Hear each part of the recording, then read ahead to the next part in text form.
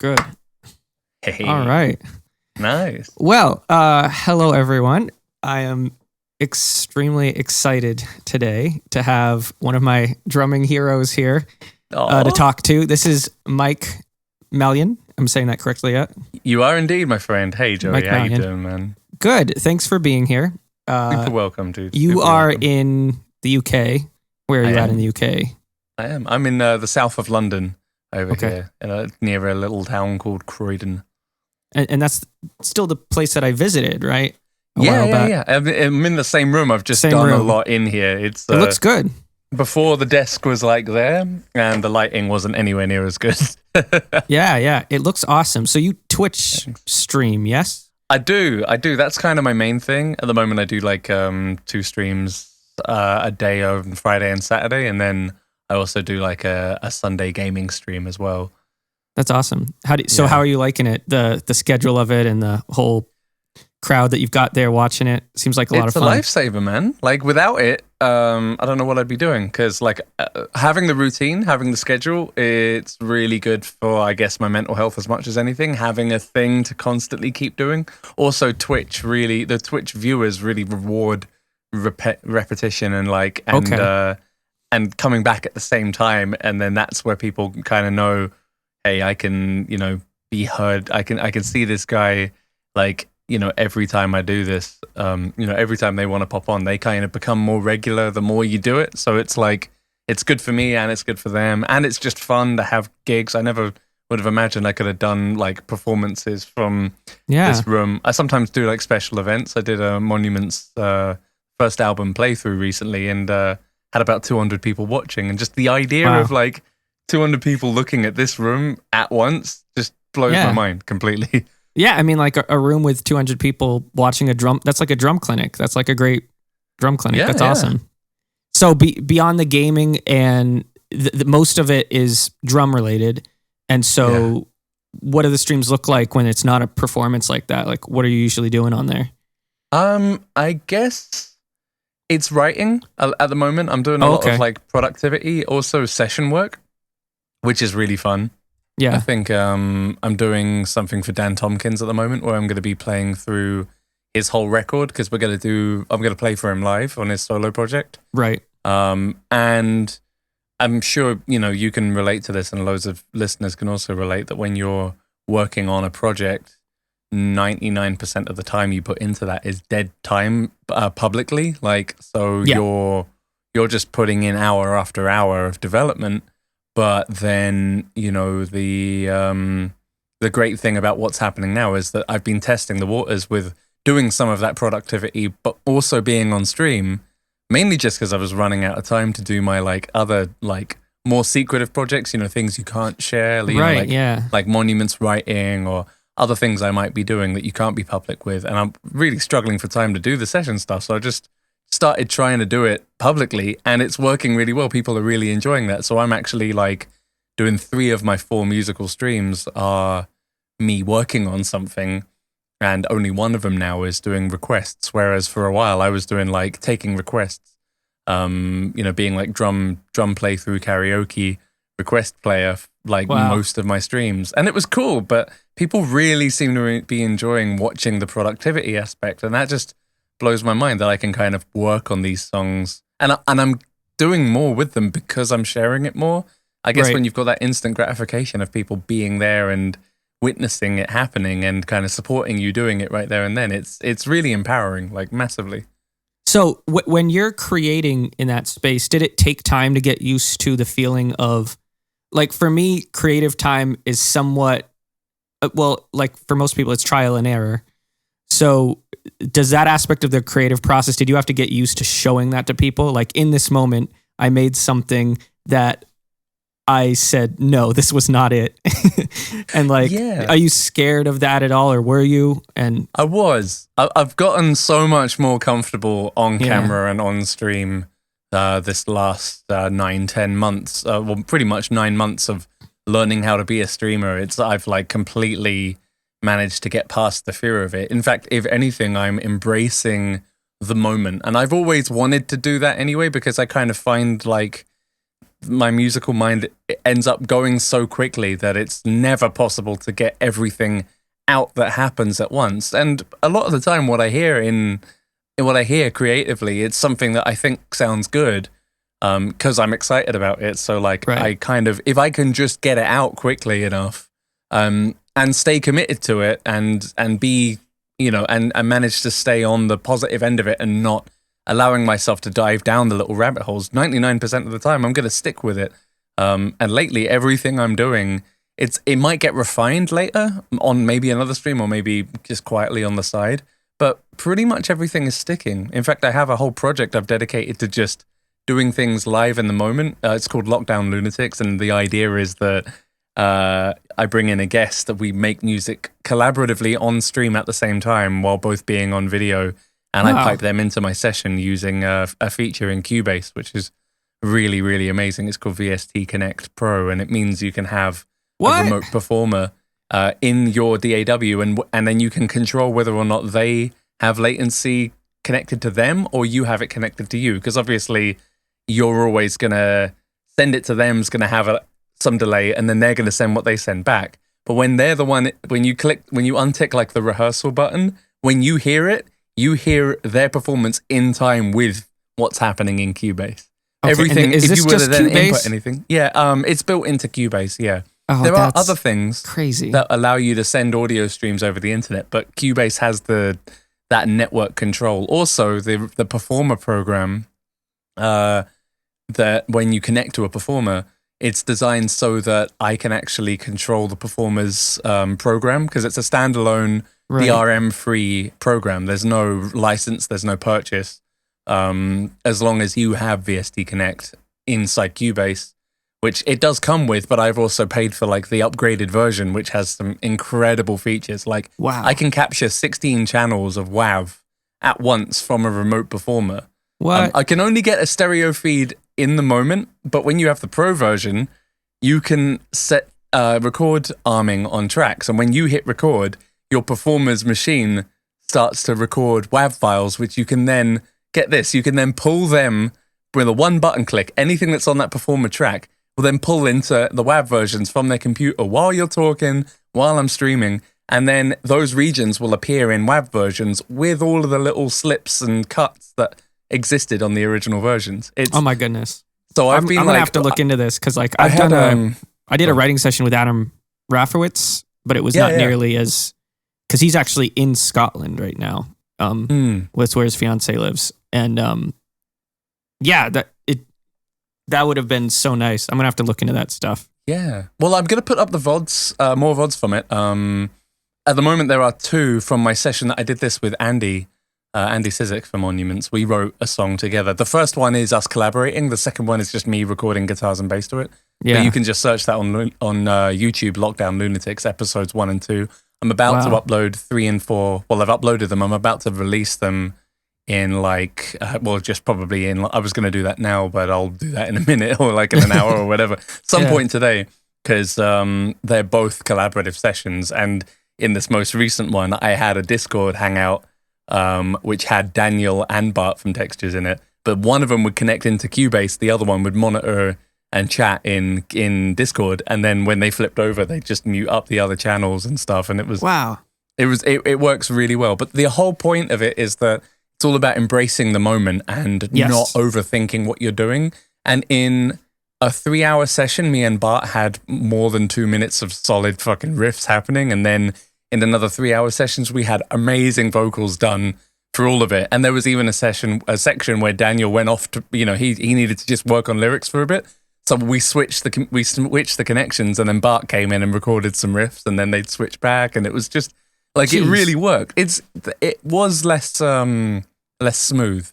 It required the users to kind of know how to change individual people's volumes inside Discord, which is why Discord worked better than Zoom. For one, it's free for everyone to talk on video for lots of people. Also, you can control everyone's individual volumes. But yeah, no, it was just so much fun, and they're saying like they're having a hell of a lot of fun. I've got Drusif to come in, and I'm always looking for more musicians to do it with. I'm hoping to ask you. I'm hoping to ask like loads of friends to just come in and do it, because I've kind of got the workflow working well where we can do it live on Twitch. And the hope is to put out an EP and then Wow. another EP, and hopefully just put this music out there, like under the acronym or the name Lockdown Lunatics, just because it's clearly not it's not the same kind of music that you would that we would normally make, where we refine it and refine it and refine it. Yes. But because it's a massive collaboration between lots of different artists, and I intend to credit everyone, properly, and do all the financial splits properly as well, as a a fairness of whatever is coming in from the streaming Right. is actually still being, because I'm a big advocate for making sure that everyone's rights are upheld and stuff. Well, that's sick. Well, you guys know why I'm going to be on this this channel at some point. Because let's do that. This is the birth of it. That's great. Yeah, at some point we'll figure that out. Yeah, So we had such a great thing when we had that jam when you were in the Yeah. UK. You came around and we had that great keyboard drum jam. I just remember it being so that was uplifting. like 2 years ago, and that it feels like about 5. Yeah. I mean, like, in some ways it feels like it was yesterday. In other ways it feels like it was a lifetime ago. Like, Yeah. it's just like all the different lifetimes that have happened in all this time. But Yeah. I bet you any money when we get back to getting on tour, after all this is kind of not over, but mitigated and controlled Yes. with COVID, like, it'll feel like it was just yesterday. It was always like Yeah. that anyway with tour. And like, I've already had like, I had like an 18-month off period with injury and surgery and stuff. So I know how it feels to stop doing it for ages and then come back in. And it's like, yeah, I'm comfortable here. This feels like just picking up where we left off, So that obvious, I think most people who know about you know that like that time off with the injury happened, and that it was, that it sucked. Because like it did for you, I'm sure. So that amount of time where you had to figure out what it meant to be off, and that, do you think because of that time, the COVID time, you were just like, okay, no, I'm going to attack this and no downtime. Like, I'm going to figure this out. Did you feel like more equipped for it? Like, it wasn't a conscious decision. It was a really hard time. The actual kind of process of when COVID hit, at least. Yeah. It wasn't consciously like, okay, this time I'm going to keep going. It was just like, I literally just did burn out because I had such a hard time trying to make the Monuments visa thing happen. And then, we already were in the process of like a P1 visa process with a request for further evidence that wasn't going well. We were having a really hard time with it. And then it was taking way too long. And right at the last minute, that's when our visa agent was locked out of his office because of, restrictions. And we had to just withdraw with no ill effect, so that it didn't look like we had a visa refused, because that's a real bad thing you don't want to have happen. And that whole thing, it just burnt me out loads. And then we got our lockdown, and then my dad got a cancer diagnosis. Oh, man. And so I was just like, for a month, I was just out of it. I just focused on home, Yeah. And in a lot of ways, I'm really glad that I was at home, because if he got that diagnosis and then I was going out on tour, like, yes, yeah, I don't know what I would have done. Would I have stayed home and screwed the whole tour up? Probably not. But would it have felt good? Hell no. So I just started a game on Twitch because I just fancied communal gaming. I like the idea of it. I wasn't trying to be a big streamer. I just wanted to hang out. And then as I got used to that working and refined the settings, I realized I could probably stream doing some music. I started doing the keyboard drum streams, and that people really, really enjoyed that. And so I just basically just went, well, people like that, so let's keep doing it. Before long, I'd hit affiliate, and then was like, well, shit, let's just kind of keep doing it. And then it's just become the regular thing. Yes. Ever since. So, but yeah, like I do have a mindset ingrained in me, not consciously now, but just kind of consistently, like, that I can't stand the idea of downtime, because I've had so much of it through injury since I was 16, and had issues with RSI for like a week, 2 weeks, and then a month, 3 months, and lots of different periods. Whenever I couldn't drum, I would then go to doing the keyboard drums because I couldn't stand the idea of not making music. So he's great at like you got good at that. I know that it's not what you maybe wanted to get great at, because you just wanted to drum, but there's not too many people who are like doing that weren't like haha, look at what I'm doing. Like, isn't this funny?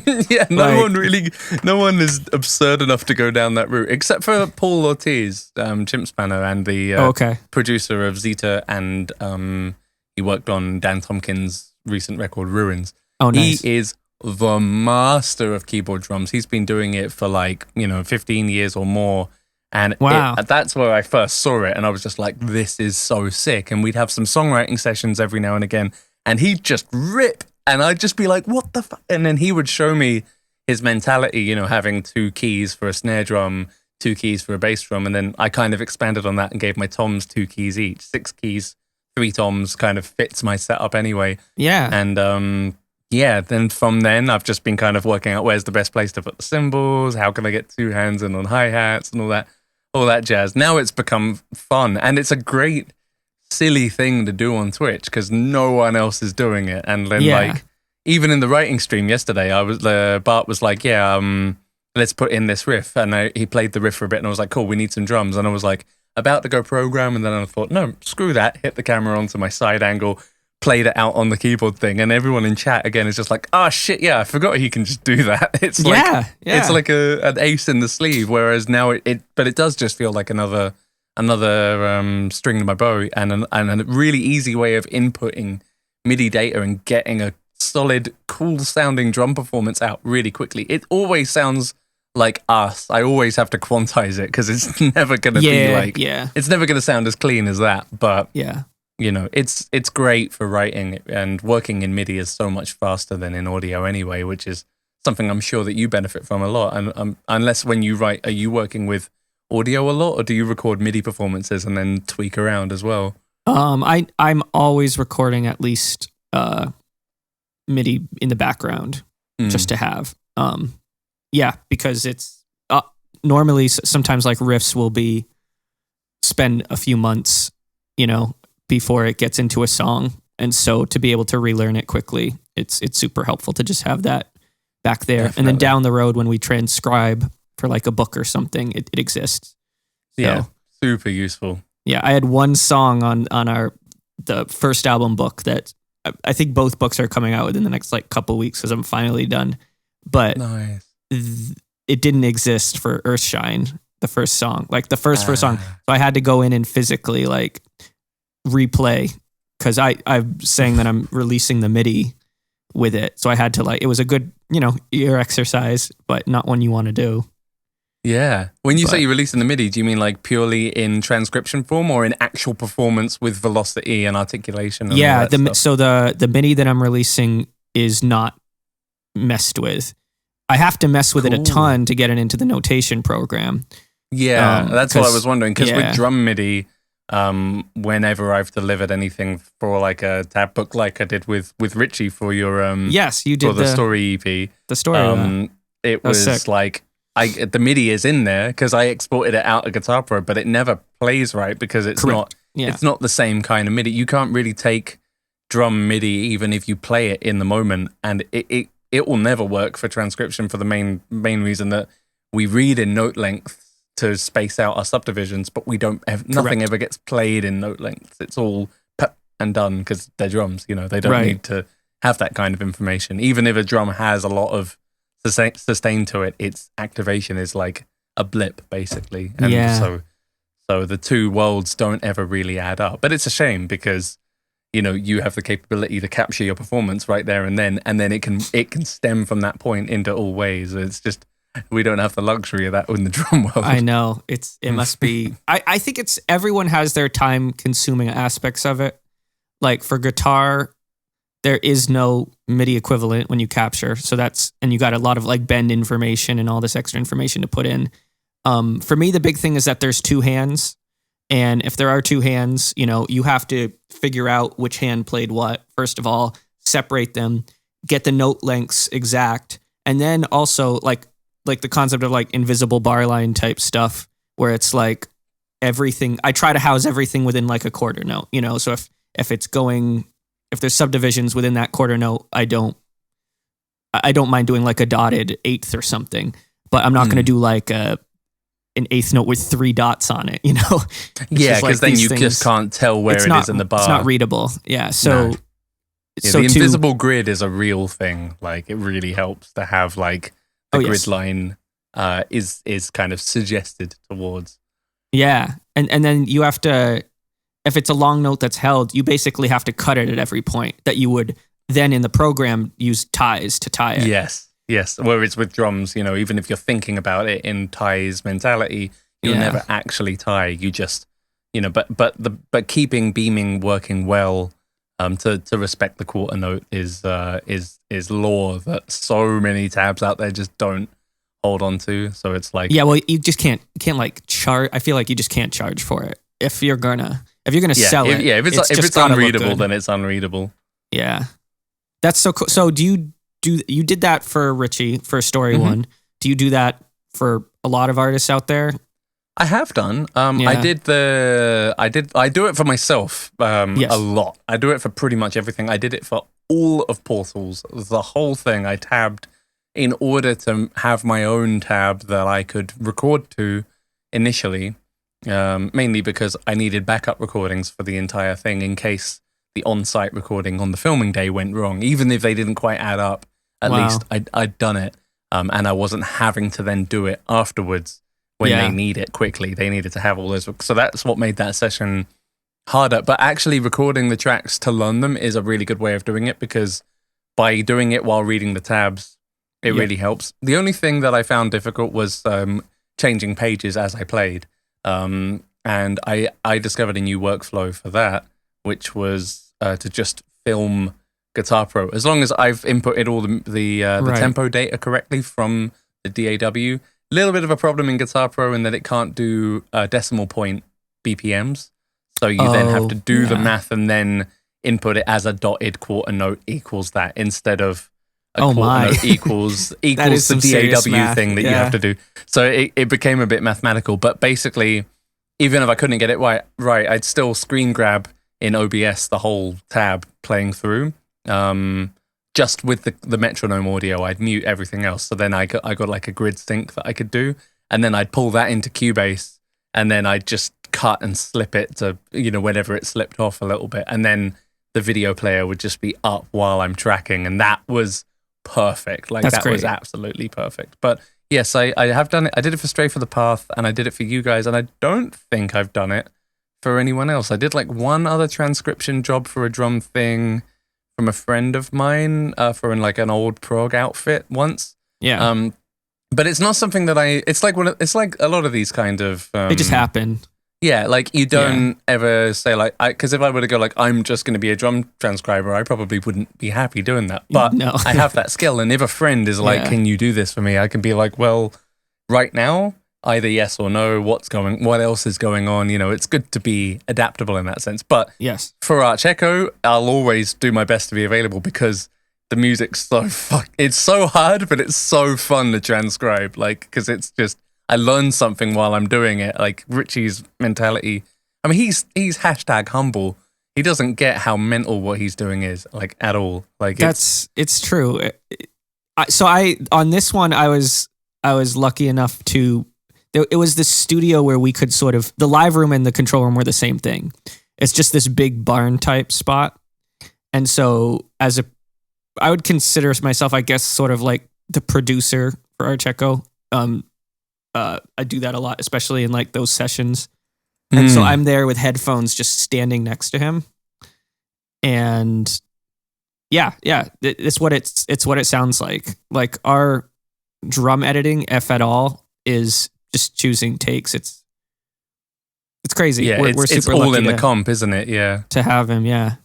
But I wanted to talk about that Portals thing that you were mentioning, because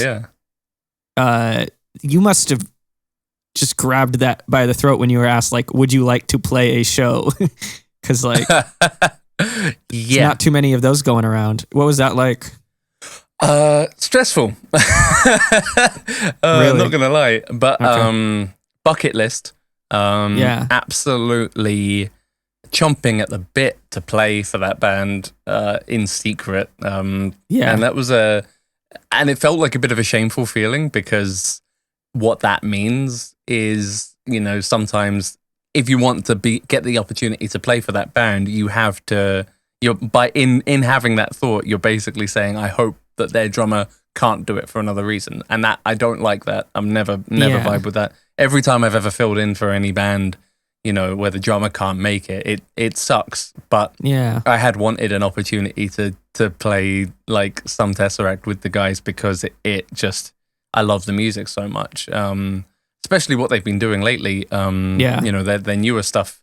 Their whole arc has just, I've really enjoyed the whole direction it's been going in. It's been, you know, going in a direction that is quite synonymous with, you know, and parallel with my musical tastes as well. So, you know, like the Sonder being like so dark and so heavy was really cool. So when it came in, I knew I was already burnt out from, you know, adjusting to things through COVID and stuff.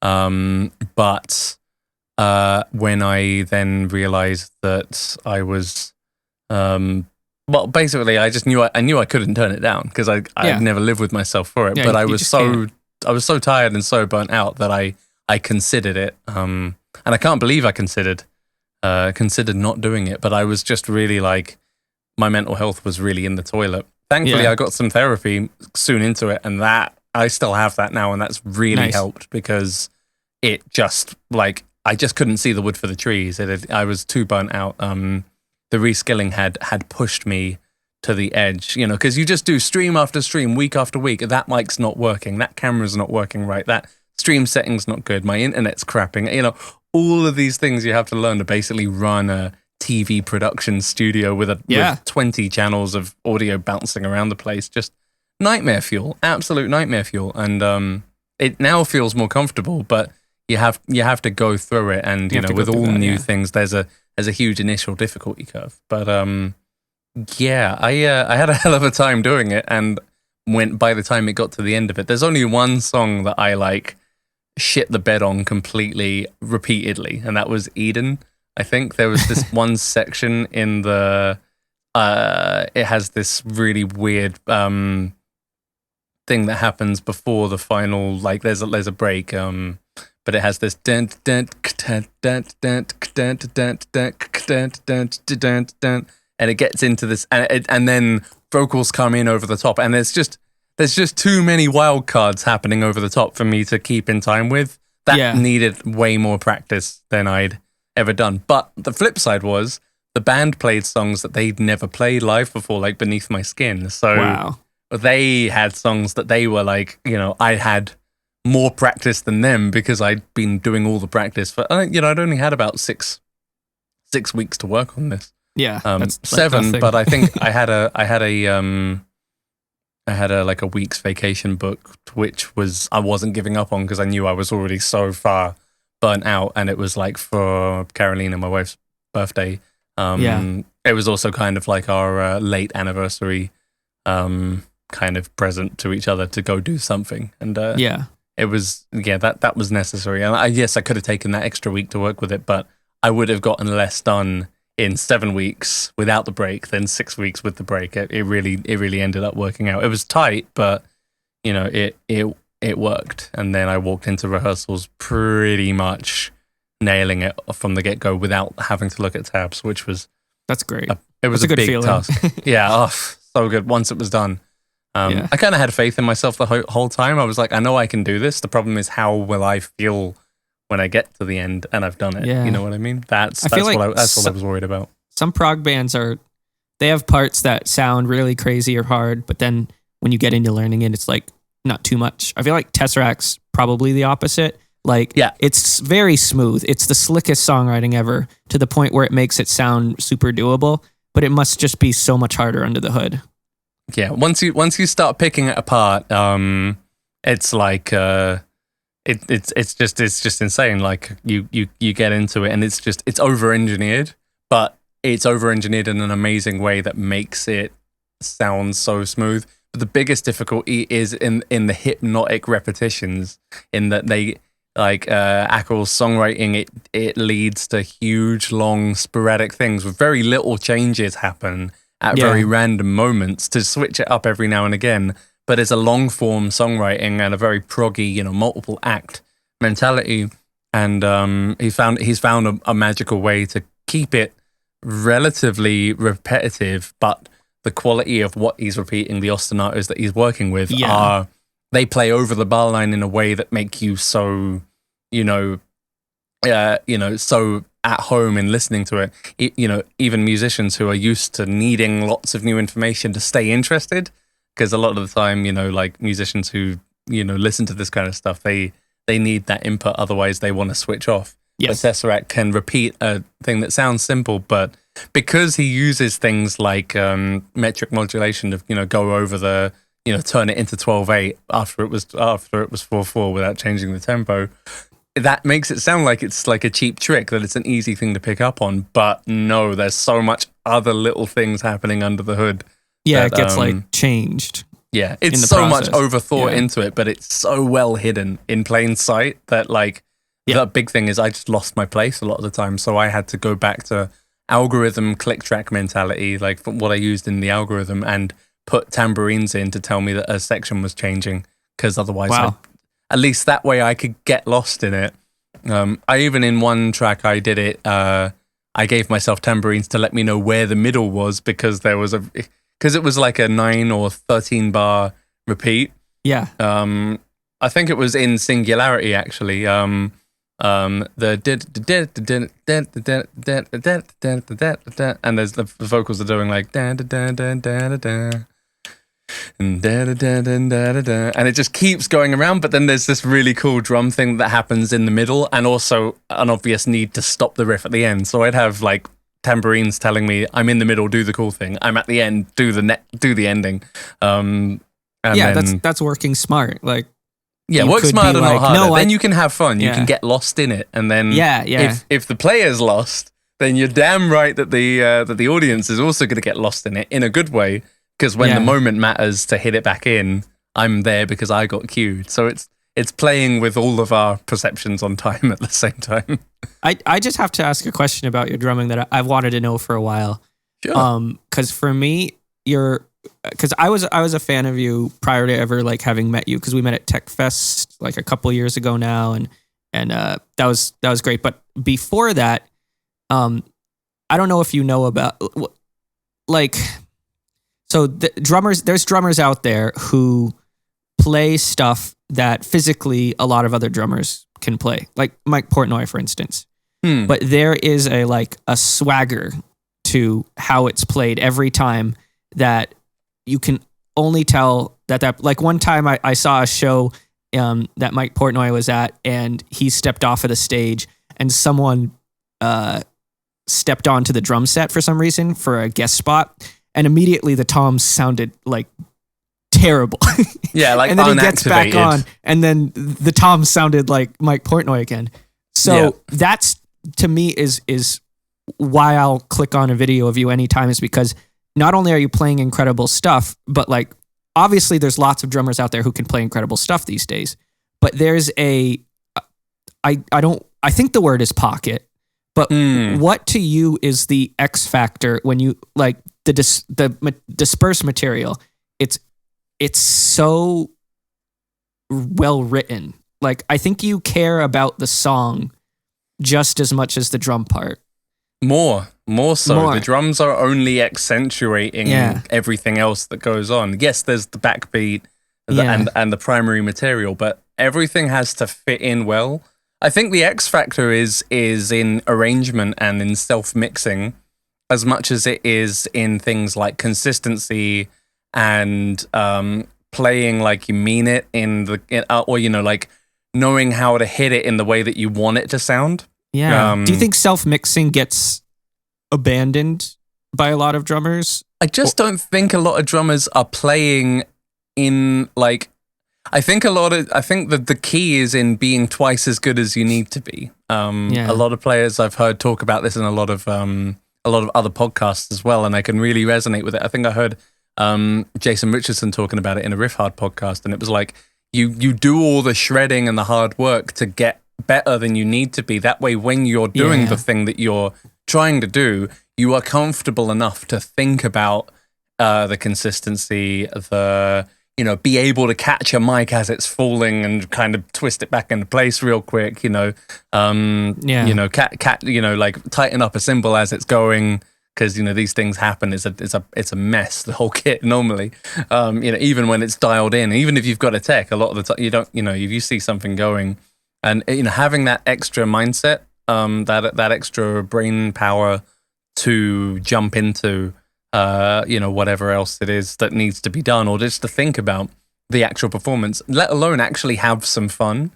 I think that's a big part of it, but also a lot of studio practice really helps to fit into the sound in the way that needs to be done. Because if you can connect the way you want it to sound to the methods of making it sound like that, and practice things like getting ghost notes extra quiet while keeping backbeats super hard, while keeping hi-hats at a very specific tolerance level of power, and the kick drum at a high level of power. Everything has to fit into its own tiny little window in order for it to work really well. If you just mash the crap out of the hi-hats, it tends to go off as well. But the big thing is always going to be arrangement.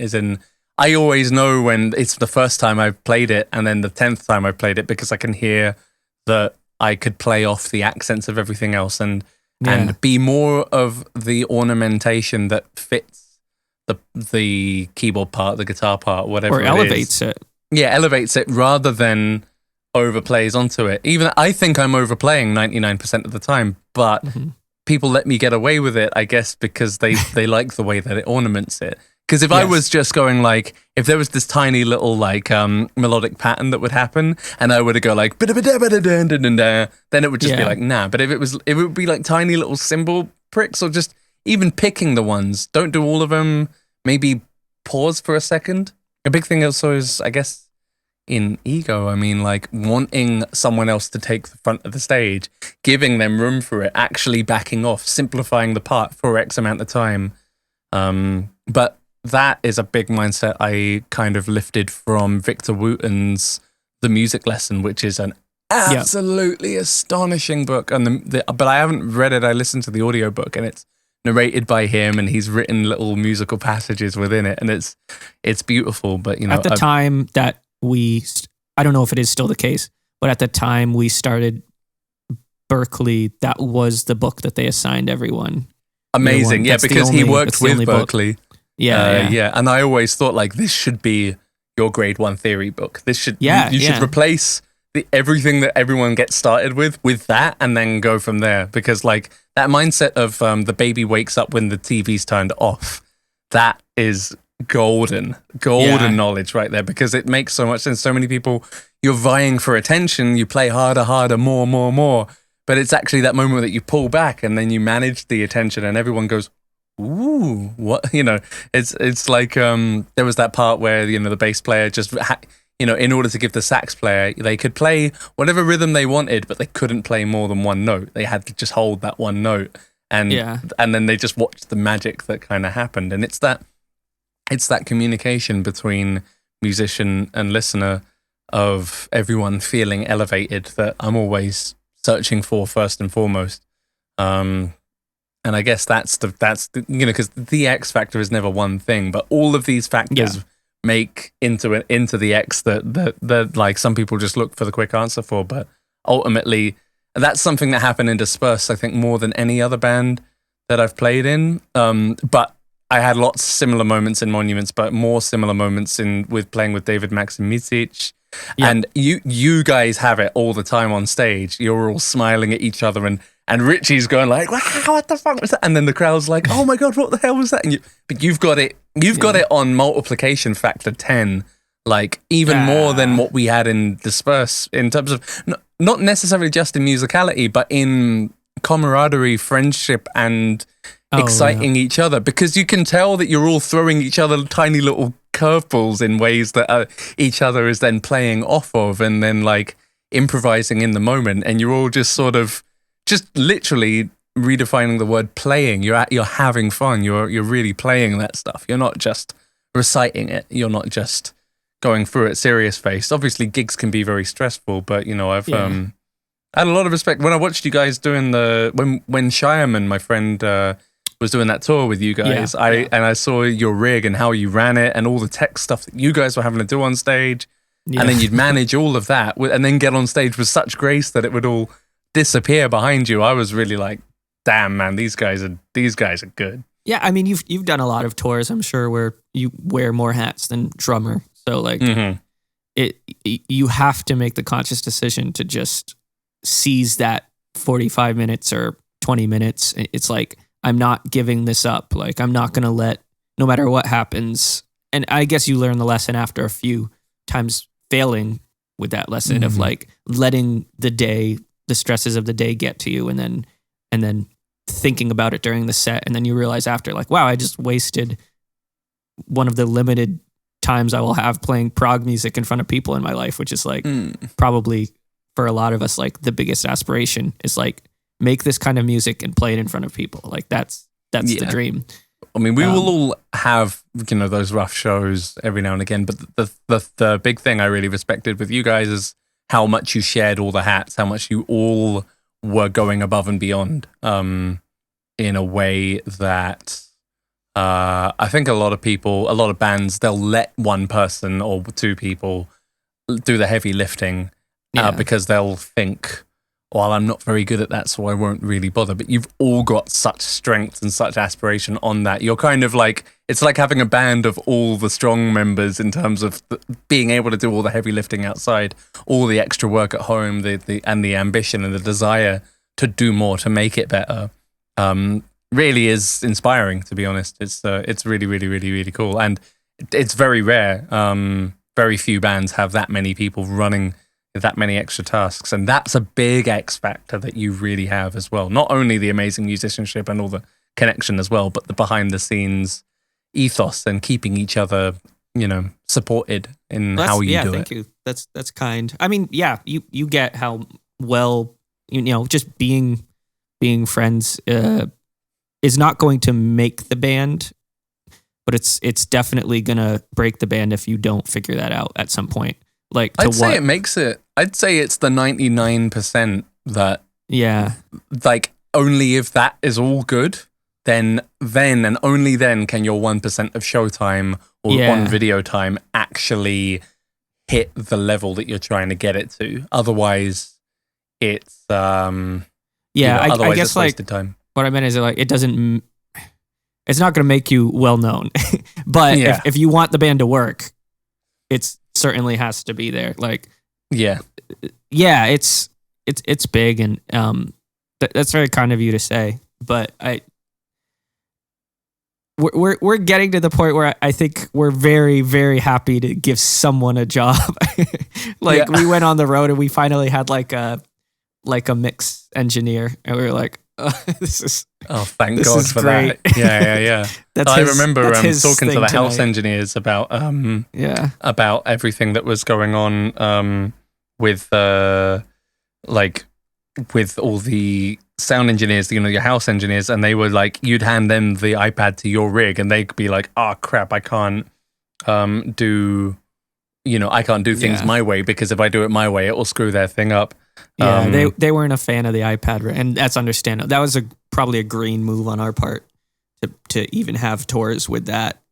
No, but it really helped. It really helped that you had it, because you guys needed that level of monitoring, of sureness, and it didn't make that. And it wasn't like it's better that you had that connection than the sound engineer had the perfect mix, because the sound engineer's mix is going to sound better at source for the fact that you guys are hearing each other well. That means you're self-mixing. That means you're not, because even if you feel like your keyboards are too low, you'll start smashing it out, and then that balance can then be wrecked. So actually, it was the right way to do it, but it's better if it's all in one. So like with the Monuments rig, we have the split, so that we can split, do whatever we do there. But our sound engineer knows what we've done. We don't ever make big changes without showing him what we're doing, or he'll just like pop in and just check in on it. We have a mutual friend. We haven't talked yet about him. We have to talk about how much we both love Dave Billings. Yeah, this is Billings I'm talking about. Yeah, like Dave he did the Vola tour with us. Amazing! So he mixed us for a whole Europe run. Damn, I didn't know that. You were at London, and that was the night where the house engineer, who did a great job, mixed us. But the process that night of explaining the split and like all the channels and stuff. The next day we just hired Dave. We were like, can you please do this? And he did the rest of the tour. And he's the nicest person I've ever met. He's so funny. Man, the funniest guy. So great. Monuments, we actually, he did like an advertisement for our next tour where he did that David Attenborough voice thing. That was so good. It was just, and he just improvs that stuff. Like, of course, it's like, it's being around a comic genius all the time, but he's, like he doesn't take any shit. Like if things aren't set the way that they need to be. Yeah. Like he switches it off and on. He switches it off and on. He's for helping the tour as good cop, bad cop. Like if good cop suddenly means like just the bus has to have good vibes and we're just gonna have like good conversations and like he brings that to the table. And then as soon as like a car pulls in front of the bus and he's like trying to tell the bus driver off, Dave is like jumping out of the bus, is like, I will lift your car and throw it. Like like he just turns it right back on. So yeah, it was great. I learned a lot about like how you can be a help on a tour in a way that you might be like, I don't know. He was himself the whole time, but he was conscious of how give and take a tour situation is and how your actions in the moment can positively affect others and the whole touring crew. And he seemed to constantly be taking that seriously. Yeah, it's first and foremost for him, it seems. But yeah, and his mixing is second to none. And like, also, yeah, I haven't heard. Monuments, we never heard it sound as good with Billings or with anyone else as we ever did with Billings. It always was the best it ever was with him for us. He's just so great, and I don't have enough kind words to say about the guy. He's literally, as you say, the best person you can have on the road with you. He was the only crew member we had with us going to India. We didn't have a TM.